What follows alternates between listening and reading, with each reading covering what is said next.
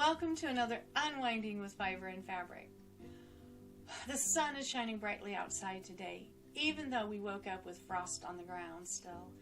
It is the first day of spring and the birds know it. The wildlife is just starting to emerge.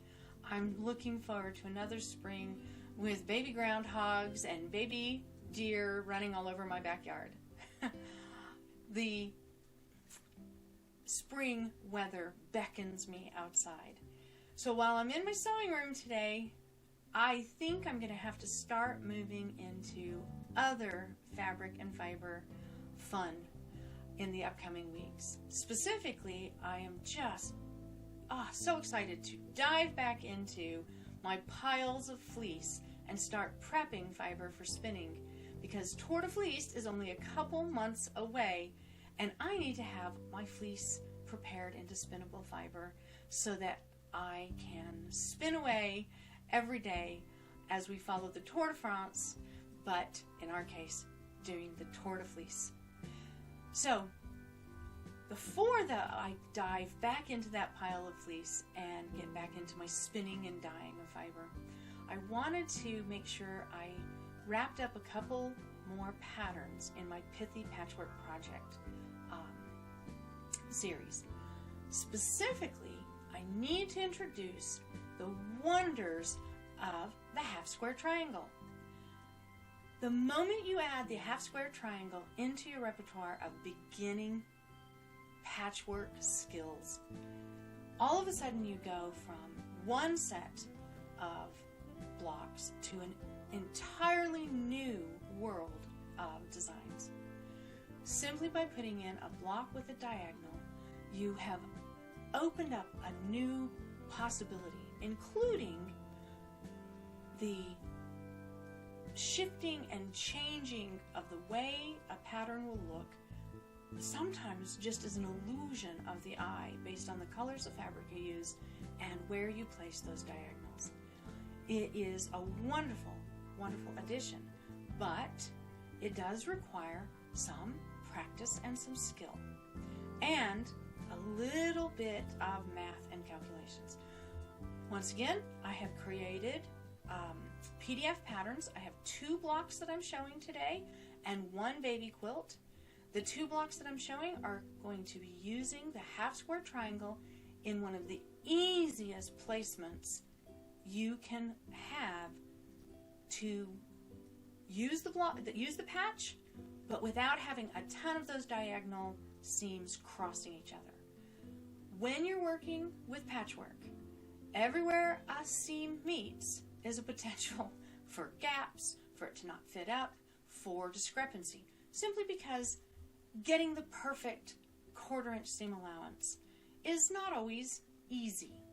So when I do half square triangles and I want to have a beginner learn them, I want to have the greatest chance of success. So the 2 blocks that I am showing have the least chance of seam conflict of the ones that I choose to draw from on a regular basis. The first one that I want to show is a really simple star. People like star quilts. Star quilts can get very complicated and require a lot of precision. It's not necessarily that they're hard, but they do require skill. This star is one of the easiest stars to do. It is a simple pinwheel, or otherwise known as the friendship star. The diagonal seams will meet up with other horizontal and vertical seams, but they don't meet up with other diagonal seams. And that is what makes this one such an easy star to begin with as a new patchwork quilter. The second block that I want to do is another one of my favorites, and like the first one, it too does not have diagonal seams meeting up with other diagonal seams. This one is called the shoe fly, and this is a wonderful example of a simple 9-patch block, just like with the friendship star. A wonderful 9-patch block, very simple construction, and relatively easy to make once you make those half square triangles. So, on the top of the half square triangle, I have a small video I will post by itself. There will be a PDF that you can go to my blog and download. Information will be in the description below of both this video and the small tutorial video of the half square triangle. I want to make sure to point out this is one way of doing the half square triangle. There are many different tips and techniques out there to make the half square triangle. Many different ways to make multiples at one time. The way I use makes 2 half square triangles out of 2 pieces of fabric sewn together.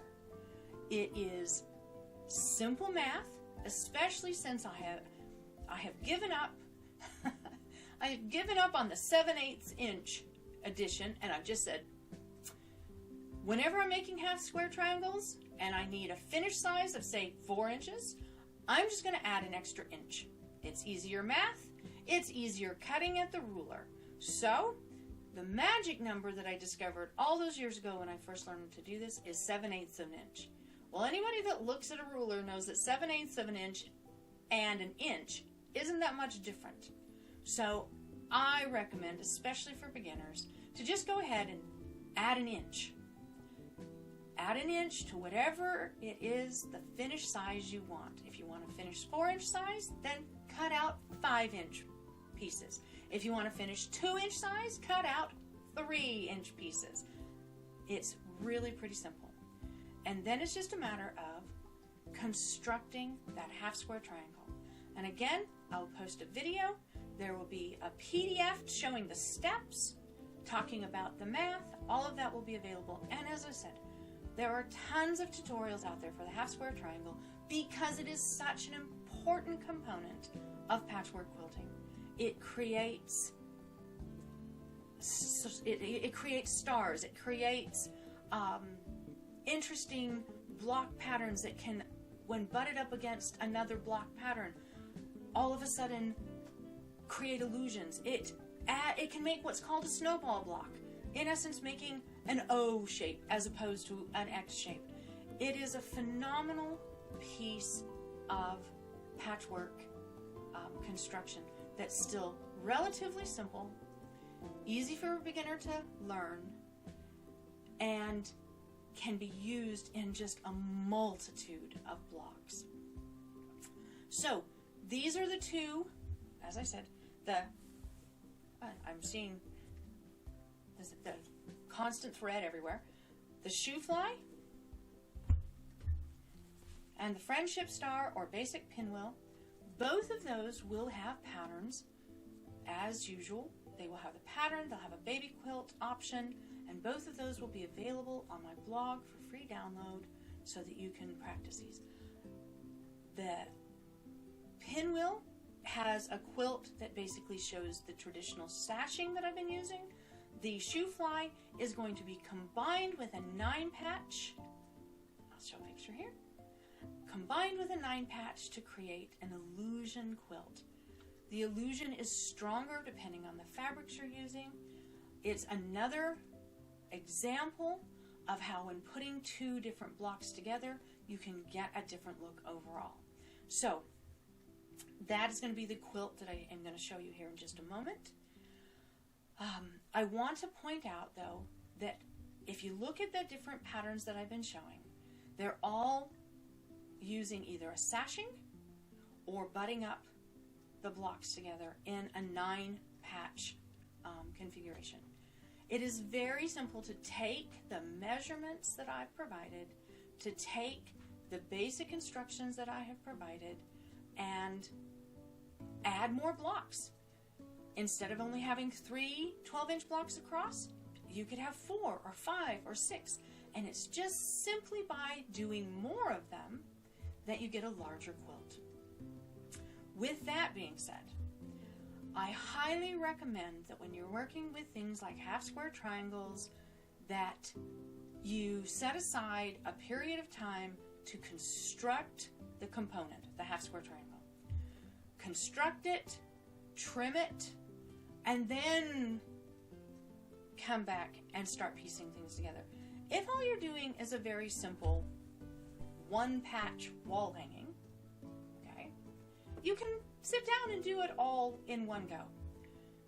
But when you're dealing with things like half square triangle, when you're dealing with things that need to be constructed and then trimmed, I recommend you give yourself a bit of a rest. Now, for some people, that rest may be just 30 minutes, go eat some chocolate, whatever. For other people, you may want to do it a whole different day, especially if you are trying to do a larger quilt. Give yourself time to construct the components, then come back and construct the quilt. Because when you need 300 half square triangles for the project that you're doing, you are going to be exhausted by the time you construct them and trim them, and you're more likely to make a mistake when you start sewing them together. So if you want to have greater success, I really advise taking the opportunity to rest between steps. Let me see, I have another note, want to make sure. With that same topic, I made myself notes so I wouldn't forget this.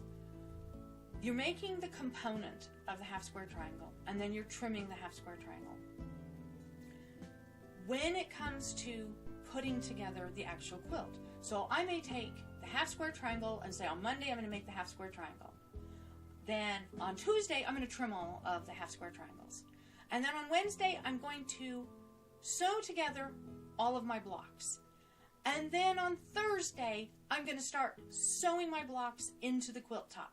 And then maybe on Friday I'm going to put the borders on my quilt. And if I'm doing a large quilt, that is really the kind of steps I would take. Because I know all too well that when we become fatigued, we make mistakes. We cut the wrong size. We sew the wrong seam allowances. Our eyes get a little blurry. I know that all too well. When you're sitting there and you're sewing and you're sewing and you're sewing, you're not paying as much attention. So consider whatever time constraints you feel work for you. Consider breaking apart the quilt into these component parts, into these sections, into these segments. And when you break a quilt into the segments and then construct them as steps rather than all one big quilt, you will have greater success. I'm a huge fan of Quilt in the Day, but Eleanor Burns will be the first person to tell you that it's not always wise to sit down and do it all in one day. Part of the reason she can do it all in one day is because she has all of these people helping her. And if you've prepped all your fabric and all your components are ready, there's nothing saying that you can't put a quilt top together in one day. There's nothing saying that if you have this stamina that you can do it. Even if you have to only take a half-hour break in between each component, take the time to give yourself a break and give yourself rest, because quilting, patchwork quilting, while wonderfully fun, it is actually a task that does wear us down, make us tired. Even as we're filled with joy and love what we're doing, it can make us fatigued. So, take it from somebody who knows. The joy of quilting is avoiding the fatigue of quilting. I love doing the patchwork. I don't love it when I push myself too hard, which is part of the reason why it's now taken me a couple weeks to put this video together. I just decided I needed a little bit of rest. But time for the big reveal of the quilt that I made. And I will put a picture here after I show so that you can look at it more. So, here we go. And hopefully that's looking pretty good. But this is the one that I'm calling the 9-patch illusion. It is a 9-patch block and the shoe fly block. One of the blocks has half square triangles, one of the blocks does not. This is a wonderful way of making a larger quilt and still limiting the number of times those diagonal seams match up with other diagonal seams. Greater success when you're first starting out. A fun quilt. It creates an illusion if you choose fabrics. I did light, medium, and dark. I stayed all in one section of a color wheel in order to try to create the illusion. If you look, and I'll post a picture here again of the diagram from the pattern, you can start to see the center of it creates a bit of a circle shape. Different fabrics will make that illusion stronger, and different fabrics will make that illusion less noticeable. But it is there, and it starts to show you how you can combine different basic classic blocks to get a different look. Some of the simplest blocks out there to make create some of the most complex looking quilts simply because they're combining 2 different or 3 different layouts, sometimes of the exact same block, just changing the color placement of the patches. So I want to bring this to you. I want to encourage you to get out there and try. I suspect I'll make some more patterns. I know that I want to get the log cabin and the offset log cabin blocks put in PDF form.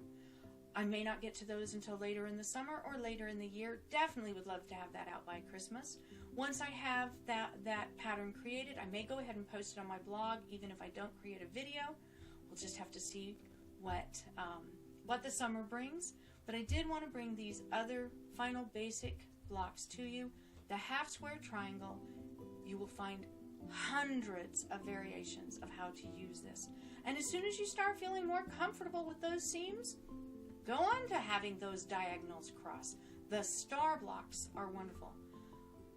I am not planning on doing a video showing a specific type of patch called the flying geese, the goose block.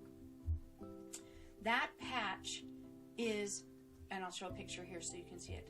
When I first started making that patch, I used 2 half square triangles to create that shape. There are rulers that you can purchase and other different techniques that are out there that will help you create that specific shape. But basically, 2 half square triangles put together in a certain way will create a goose block and will give you many of the basic star patterns that you'll see out there. My recommendation is that as you get ready to go into those blocks, make sure that you've really figured out and feel comfortable with the half square triangle. Practice your pressing of your seams and then go for it.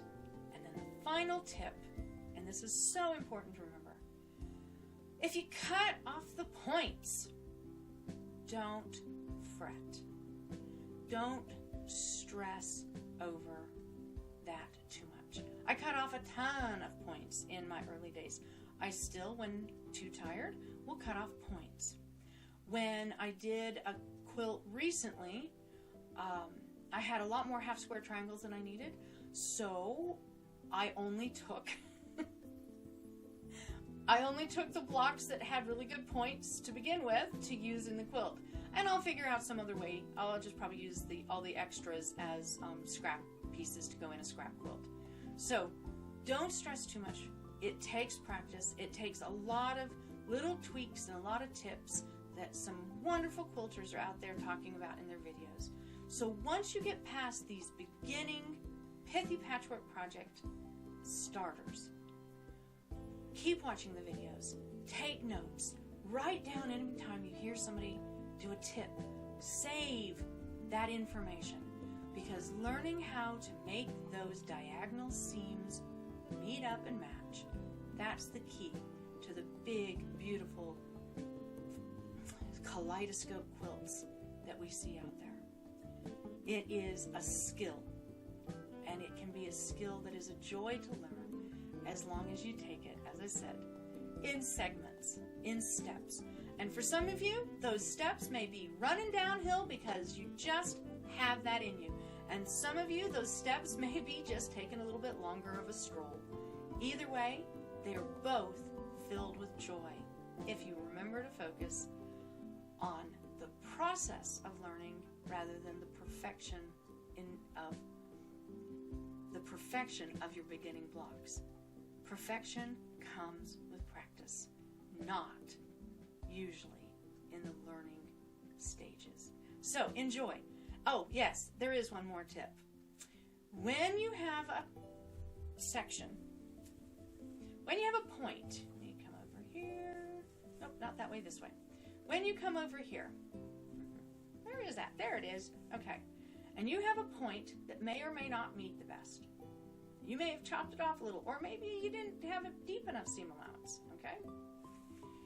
And you decide to unpick it because you're going to get it perfect.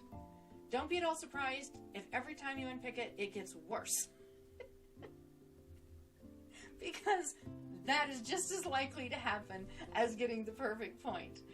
As I know from yesterday, I had one spot that did not match up to my desired level of accuracy. It took me 5 tries to get it right.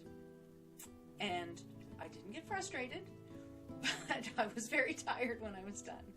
So sometimes making that simple fix isn't actually worth it. No one would have ever seen that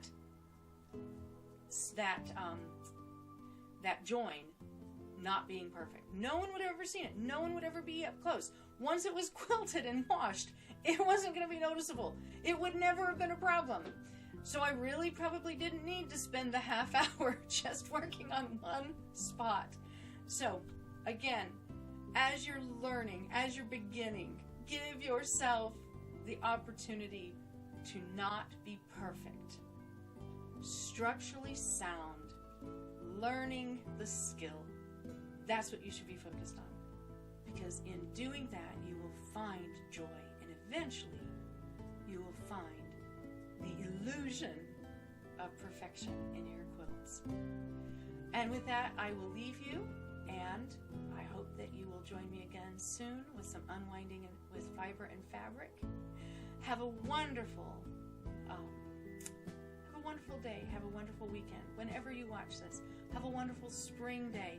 Or if you're going into winter, have a wonderful winter day. Enjoy.